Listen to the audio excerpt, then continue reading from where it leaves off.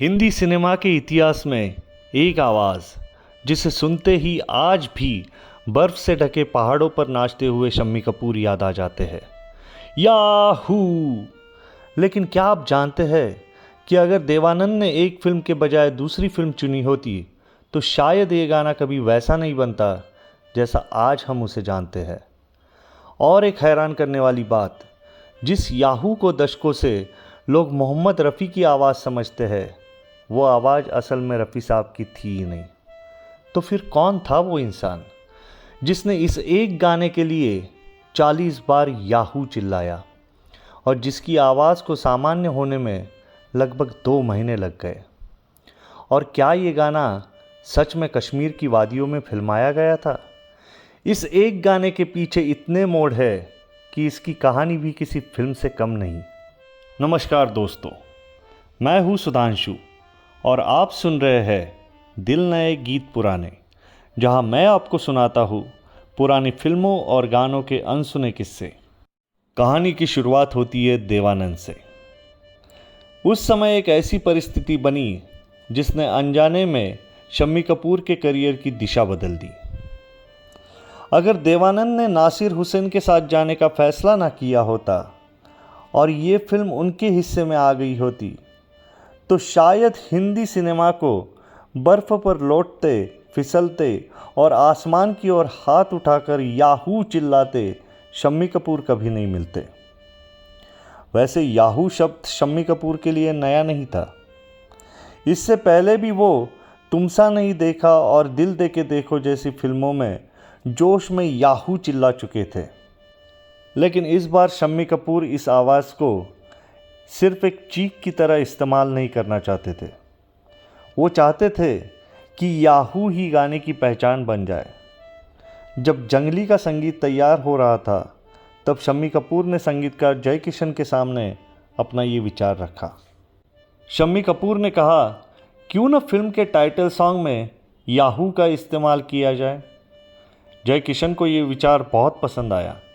उन्होंने शम्मी कपूर से बस इतना कहा, तुम इसे मुझ पर छोड़ दो, मैं कुछ करता हूँ। और फिर वो गाना बना, चाहे कोई मुझे जंगली कहे। लेकिन रिकॉर्डिंग के दौरान एक ऐसी समस्या आई जिसके बारे में शायद किसी ने पहले सोचा ही नहीं था। गाना बहुत ऊंचे सुरों में था। मोहम्मद रफ़ी को पूरे जोश और ताकत के साथ इसे गाना था। इसके बीच बीच में 5 बार उसी ऊर्जा के साथ याहू भी चिल्लाना था। शुरुआत में तय हुआ कि याहू की आवाज़ खुद जय किशन देंगे। रिहर्सल शुरू हुई, लेकिन कुछ ही कोशिशों के बाद उन्हें महसूस हुआ कि काम जितना आसान दिखता है उतना है नहीं। हर बार बिल्कुल उसी जोश, उसी पिच और उसी ऊर्जा के साथ याहू चिल्लाना बेहद मुश्किल था। ऊपर से रिकॉर्डिंग में कितने रीटेक होंगे ये भी किसी को पता नहीं था। कुछ ही रिहर्सल के बाद ही जय किशन की आवाज़ बैठने लगी। तभी उन्होंने एक ऐसे व्यक्ति को बुलाया जो पेशे से गायक नहीं था। उनका नाम था प्रयागराज। जी हाँ, वही प्रयागराज जो आगे चलकर मनमोहन देसाई की कई बड़ी फिल्मों से जुड़े। अमर अकबर एंथनी, कूली और सुहाग जैसी फिल्मों के लेखक के रूप में उनका नाम जाना गया। लेकिन उस दिन उन्हें कोई कहानी नहीं लिखनी थी। उन्हें सिर्फ एक शब्द चिल्लाना था, याहू। सुनने में बहुत आसान लगता है, लेकिन असली परीक्षा तो रिकॉर्डिंग शुरू होने के बाद हुई। पहले 2 टेक के बाद मोहम्मद रफ़ी को चिंता होने लगी। उन्होंने प्रयागराज से पूछा कि क्या वो आखिरी टेक तक अपनी आवाज़ की वही ताकत और वही जोश रख पाएंगे। प्रयागराज ने उन्हें भरोसा दिलाया। उन्होंने कहा, मैं आपको निराश नहीं करूंगा। और फिर रिकॉर्डिंग आगे बढ़ी। 1 टेक, दूसरा टेक, तीसरा टेक, आखिरकार इस गाने को पूरा करने के लिए 8 टेक लगे। हर टेक में 5 बार याहू, यानी प्रयागराज ने रिकॉर्डिंग के दौरान लगभग 40 बार पूरी ताकत से याहू चिल्लाया। नतीजा, उनकी आवाज़ पर इतना असर पड़ा कि उसे पूरी तरह से सामान्य होने में करीब 2 महीने लग गए। लेकिन कहानी की विडंबना देखिए, जिस आवाज़ के बिना आज इस गाने की कल्पना भी नहीं की जा सकती, उस आवाज़ के पीछे मौजूद इंसान का नाम रिकॉर्ड पर कहीं नहीं आया। रिकॉर्ड कंपनी ने उन्हें श्रेय देने का भरोसा दिया था, लेकिन बाद में उनका नाम हटा दिया गया। यहां तक कि फिल्म जंगली के क्रेडिट्स में भी उनका कहीं जिक्र नहीं हुआ। फिर भी प्रयागराज ने इस बात को दिल से नहीं लगाया। शम्मी कपूर उनके पुराने दोस्त थे और मुश्किल समय में हमेशा उनकी मदद करते थे। शायद इसीलिए प्रयागराज के लिए ये गाना सिर्फ एक काम नहीं, दोस्ती से जुड़ी एक याद भी थी। लेकिन इस गाने की मुश्किलें अभी ख़त्म नहीं हुई थी। अब बारी थी इसकी शूटिंग की। आज भी बहुत से लोग मानते हैं कि ये गाना कश्मीर की बर्फीली वादियों में फिल्माया गया था, लेकिन असली कहानी कुछ और है। निर्देशक सुबोध मुखर्जी की पहली योजना थी कि गाने की शूटिंग कश्मीर के पहलगाम में की जाए। पूरी यूनिट वहां पहुंच गई, लेकिन वहां पहुंचते ही सबके होश उड़ गए। जिस बर्फ के लिए पूरी टीम इतनी दूर आई थी, वहां उतनी बर्फ थी ही नहीं। अब क्या किया जाए? पूरी यूनिट इंतजार करने लगी। एक दिन बीता, फिर दूसरा दिन, लेकिन हालात नहीं बदले। शम्मी कपूर का धैर्य जवाब देने लगा। उन्होंने गुस्से से सुबोध मुखर्जी से पूछा, आखिर हो क्या रहा है? बात इतनी बढ़ गई कि शम्मी कपूर ने कह दिया कि अगर अगले दिन तक कुछ नहीं हुआ तो वो अपना सामान बांधकर मुंबई लौट जाएंगे। सुबोध मुखर्जी ने उन्हें समझाने की कोशिश की। उन्होंने माना कि उनकी पूरी योजना बिगड़ चुकी है, लेकिन साथ ही भरोसा दिलाया, थोड़ा इंतजार करो, मैं कुछ करता हूं।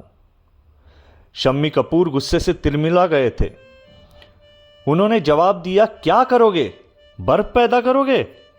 सुबोध मुखर्जी समझ चुके थे कि पहलगाम में अब और इंतजार करने का कोई फायदा नहीं है। अगले ही दिन पैकअप हुआ और पूरी टीम मुंबई लौट गई। लेकिन सुबोध मुखर्जी इस गाने के साथ कोई समझौता करने के लिए तैयार नहीं थे। वो जानते थे कि ये कोई साधारण गाना नहीं है, ये फिल्म की पहचान बन सकता है। कुछ महीने बाद फरवरी की कड़कड़ाती सर्दी में वो शम्मी कपूर, सायरा बानो और पूरी यूनिट को लेकर एक नई जगह पहुंचे, शिमला के पास कुफरी गांव में। और वहां पहुंचते ही उन्हें वो मिल गया जिसकी वो महीनों से तलाश कर रहे थे।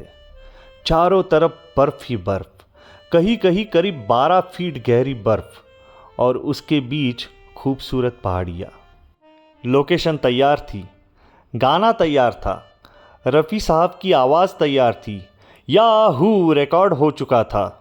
लेकिन अब सबसे बड़ा सवाल था, कैमरे के सामने शम्मी कपूर क्या करेंगे? क्योंकि शम्मी कपूर के गानों की एक खास बात थी, वो आम तौर पर अपने गानों के लिए किसी कोरियोग्राफर पर निर्भर नहीं रहते थे। उनकी चाल, उनके हाथों का अंदाज, उनका उछलना, बर्फ पर फिसलना, ये सब अक्सर वही उसी पल पैदा होता था। किसी को पता नहीं था कि वो क्या करने वाले हैं, लेकिन सबको इतना ज़रूर पता था, जो भी करेंगे साधारण नहीं होगा। अगली सुबह पूरी यूनिट तैयार थी, कैमरा लगाया गया, शम्मी कपूर भी तैयार थे, और जैसे ही शूटिंग शुरू होने वाली थी, सूरज गायब हो गया। उस समय बर्फ पर इस तरह के गाने की शूटिंग के लिए सही धूप बेहद ज़रूरी थी, लेकिन सूरज निकलने को तैयार नहीं था। 1 दिन, 2 दिन, 3 दिन, पूरे 6 दिन बीत गए। शम्मी कपूर और यूनिट आसपास ऐसी जगह तलाशते रहे जहां शूटिंग हो सके, लेकिन उसका कोई फ़ायदा नहीं हुआ। एक बार फिर पूरी टीम की उम्मीद टूटने लगी। लगता था इस गाने की किस्मत में शूट होना लिखा ही नहीं था। फिर आया 7वां दिन। सुबह आसमान साफ हुआ और आखिरकार सूरज निकल आया। कैमरा चालू हुआ और उसके बाद जो हुआ उसने हिंदी फिल्म संगीत का इतिहास बदल दिया। शम्मी कपूर ने अपना अंदाज शुरू किया, बर्फ पर दौड़ना, फिसलना, लुढ़कना, आसमान की ओर हाथ उठाकर याहू चिल्लाना, सब कुछ जैसे उसी पल जन्म ले रहा था। लेकिन हैरानी की बात यह थी कि कि शम्मी कपूर के दिमाग में हर मूव बिल्कुल साफ थी। जिस गाने की शूटिंग के लिए लगभग 7 दिन का अनुमान लगाया गया था, वो गाना सिर्फ 7 घंटे में शूट हो गया। न कोई कागजी प्लान, न कोई तय कोरियोग्राफी, न कोई कोरियोग्राफर, बस एक धुन, एक आवाज़, बर्फ से ढके पहाड़ और कैमरे के सामने शम्मी कपूर का बेपरवाह अंदाज। ये गाना सिर्फ एक फिल्म का टाइटल सॉन्ग ही नहीं, बल्कि शम्मी कपूर की पहचान बन गया। गाना इतना परफेक्ट बना कि दशकों बाद भी जैसे ही कहीं से आवाज़ आती है याहू, आंखों के सामने एक ही चेहरा आता है, शम्मी कपूर।